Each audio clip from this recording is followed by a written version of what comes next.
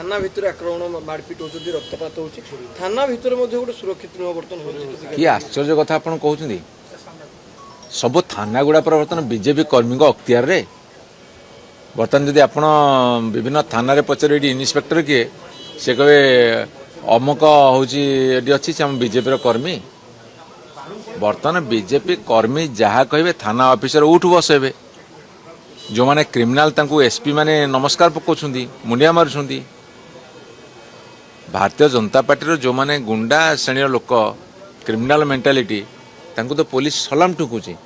बर्तमान तो सारा ओडिशा रे पुलिस माने कोडे चांदा दउछुंदी भारतीय जनता पार्टी